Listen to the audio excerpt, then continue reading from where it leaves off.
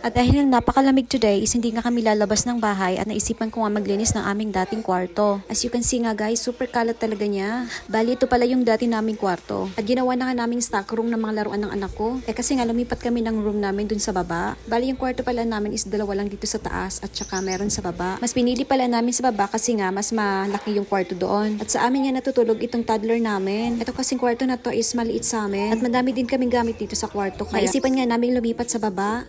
At ayan na nga, hindi ko nga alam kung anong uunahin ko. Kasi ang daming kakakalat na mga laruan ng anak ko. Kung malapit lang talaga ako sa Pilipinas, talagang ipinamigay ko na ang mga ito. Ayan na nga, dinampot ko na yung mga damit na nasa sahig. I think mga damit ko nga ayan kasi nga tuwing nagbibihis nga ako, pag aalis nga kami, wala na nga ako tayong magtiklop-tiklop pa. Lalong-lalo na pag nagmamadali nga kami. Ang hirap talaga no pag ikaw lahat yung gumagawa ng gawaing bahay. But anyway nga guys, itong ang kwarto is magiging kwarto pa rin namin. So bali pansamantala lang kami sa baba. At yung panganay kong anak naman siya naman yung mag-move dun sa baba kapag bumalik na nga kami dito sa taas. So bali nga yung kwarto ng panganay ko is magiging kwarto na ni Oakley. At para mas malapit lang din sa kwarto namin. Bali plano namin lumipat is pag mag 3 years old na pala si Oakley. So medyo matagal-tagal pa naman. Kaya ito muna yung magiging playroom niya. So ayan, at inayos ko na nga yung mga diapers niya dyan kasi yung isang box is wala nang laman. Kaya ang dami talaga naming boxes dito sa bahay. Pero ikikip ko lang yan siya kasi nga magagamit din namin siya in the future.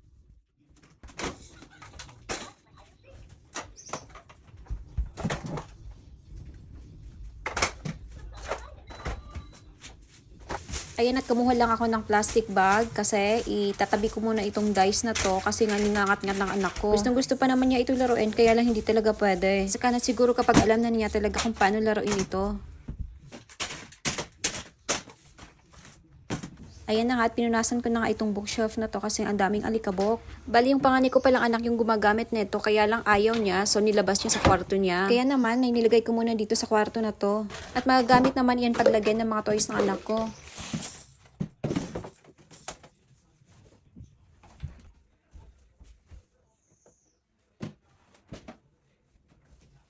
Ayan, at kung ano-ano na nga lang yung nilalagay ko dyan. Bahala na nga, basta hindi lang makalat.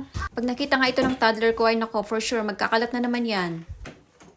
So, ayan pala yung sitwasyon ng aking drawer kasi nga, pag natapos nga magtiklop ng mga damit yung asawa ko, is ganyan talaga siya. Talagang nilalagay lang niya sa ibabaw ng drawer ko. Kaya minsan nga, pinagsasabihan ko siya na kapag nagtitiklop siya ng mga damit ko, ayusin naman niya. Alam niyo kung anong sagot niya. Nalilito daw siya kung saan daw niya ilalagay. Kasi nga, tuwing bubuksan nga niya daw yung drawer ko, yung kalat daw.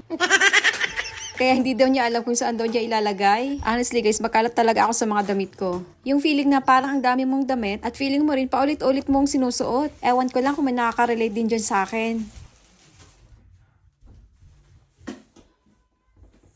Ayan na nga, at nag-vacuum na nga ako sa part na ayan kasi nga dyan ko ilalagay yung mga empty boxes. Wala na kasing ibang mapaglalagyan.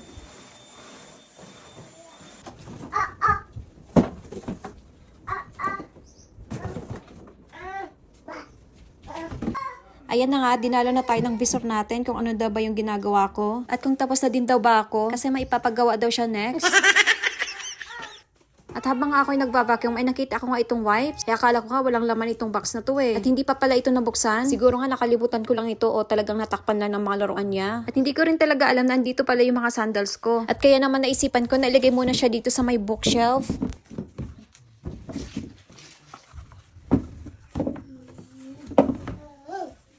Ayan, at may mga balikbayang boxes pala ako dito sa kwarto na to. Hihilain ko nga muna siya kasi nga magva-vacuum ako.